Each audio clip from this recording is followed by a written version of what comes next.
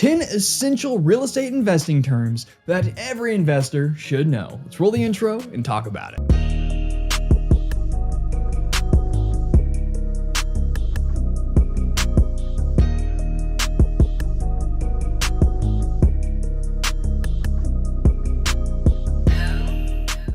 Make me a deal. If you get any value or information out of today's video, hit that like and subscribe button. My name is Greyson Roberts, realtor and owner of Boss Properties. If you're looking to get into real estate investing across the whole country, call my company, or call me rather, 24/7, call, text, email. I'd love to help you with your deals. Essentially what I do is I connect people like you with great real estate agents across the country in any property niche. If you're looking to buy a $10 million multifamily complex in Hawaii, let me tap into my database, figure out who has the most deals in that property niche with 5 stars, and I'll send you their number. Let's say you want to buy in my backyard, well, I'll help you out personally. Long story short, I'm the middleman. I connect great people with even better real estate agents, and it's completely free to you. I get paid a referral commission on the sale of the home you buy from the seller. With all that jabberboxing out of the way, let's get into term number 1, fair market value, also known as FMV. Now, a lot of these terms will be abbreviated like that, so I'll put those in parentheses, FMV. Fair market value is the estimated price at which a property would sell in an open and competitive market,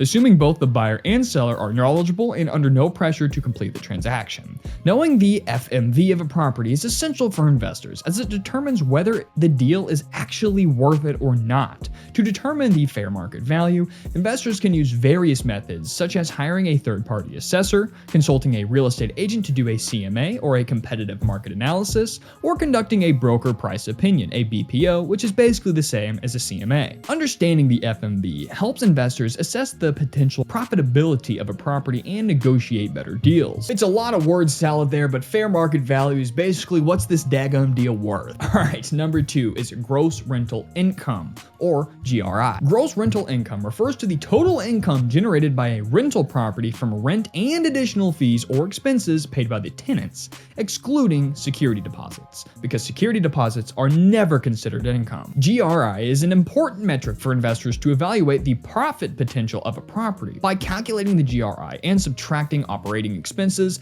investors can determine the property's adjusted gross income. This information is crucial for comparing different investment opportunities and making informed decisions about rental properties. Number 3, PITI, or PITI, Principal, Interest, Taxes, and Insurance, or PITI, is an acronym that represents the components of a mortgage payment. It includes the principal amount borrowed, the interest rate charged by the lender, property taxes, and insurance premiums. PITI provides investors with a comprehensive view of the costs associated with owning a property and servicing a mortgage. It helps investors assess the cash flow potential of a property by considering all the expenses associated with the mortgage payment.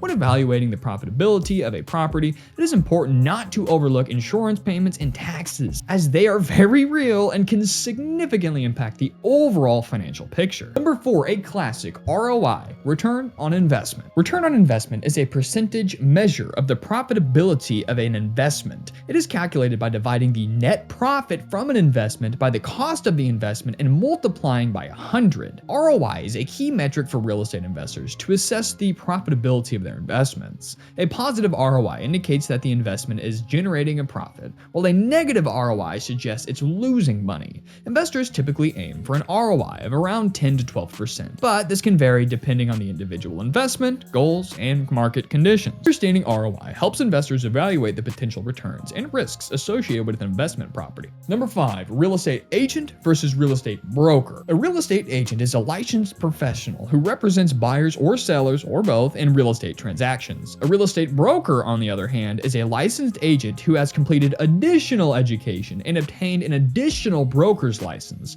Brokers can work independently and may have other agents working under them. It is important for investors to understand the distinction between real estate agents and brokers. Real estate agents typically work under the supervision of a broker and handle the day-to-day transactions. Brokers, on the other hand, have additional qualifications and can operate independently without the supervision of another broker if they want. Investors may choose to work with either an agent or a broker, depending on their specific needs and preferences. At the end of the day, brokers and agents are basically the same thing when it comes to them handling your deal. There's nothing a broker can do that an agent can't do for you. Number 6, sellers versus buyers market. A seller's market refers to a situation where there is a high demand for properties and only limited supply. giving sellers an advantage in negotiation and higher selling prices. In contrast, a buyer's market occurs when there is an abundance of properties available for sale and fewer buyers, giving buyers more negotiating power. It's all about supply and demand. Understanding market condition is absolutely crucial for investors when buying or selling properties. In a seller's market, prices are typically higher and competition amongst buyers is fierce. In a buyer's market, prices may be more favorable and buyers have more options to choose from. Being aware of the current market conditions helps investors make informed decisions and adapt their strategies accordingly. Now you might be wondering, how do we tell if it's a buyer's or seller's market? If you're trained in real estate, then it comes instinctively. Other than that, talk to any real estate agent that holds any sort of qualifications and they'll be able to tell you. And you might say, hey Greyson, what about a balanced market?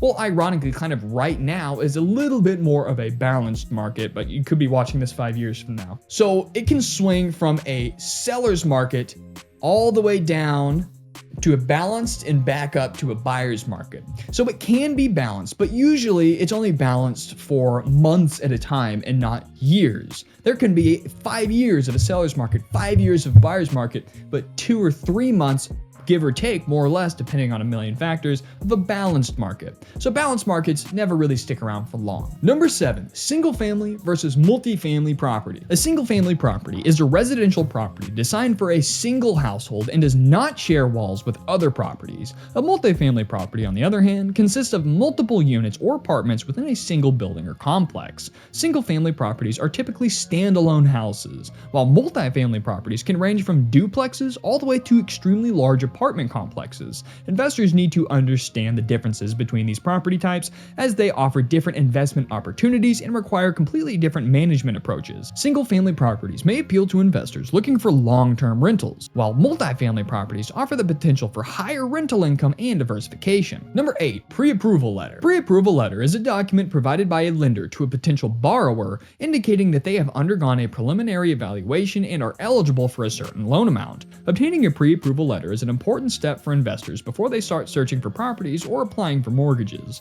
It allows investors to determine their budget and demonstrate to sellers that they are serious and financially capable of making a true offer. Having a pre-approval letter in hand can give investors a competitive edge in a competitive real estate market. Number 9, FSBO, also known as for sale by owner. For sale by owner refers to a property that is being sold directly by the owner without the assistance of a real estate agent or broker. FSBO properties can present unique opportunities for investors as they may offer potential for cost savings by eliminating the need for agent commissions. As much as I hate to say it, this is really true. However, investors should exercise caution when dealing for sale by owner properties, as owners may not have the same level of experience or ethical obligations as licensed real estate agents. Additional due diligence is extremely recommended to ensure a smooth and secure transaction. I recommend for sale by owners by really experienced real estate investors. Finally, number 10, property management. Property management plays a crucial role in the success of real estate investments. Investors who own multiple properties or prefer a hands-off approach benefit from hiring a property management company. Chances are, if you live at an apartment complex, you have a third party that is not the investor running the show, the property management. These companies handle various aspects of property management, including tenant screening, rent collection, maintenance, and legal compliance. By trusting a reputable property management company, investors can maximize their returns and minimize the stress associated with property ownership, like a leaky toilet in the middle of the night. You want them to call your manager and not you. Anyway, guys, those are the top 10 essential real estate investing terms. If you haven't seen my top 10, 15 regular real estate terms, definitely go check that out. If you're looking to learn more about real estate, stick around on this channel. You found the right place. Comment down below any terms that I missed. I can actually think of a few off the top of my head that I really want to include. Maybe I'll make a part 2. Anyway, see you next time. Let me know if I can help you find the best agent for your needs.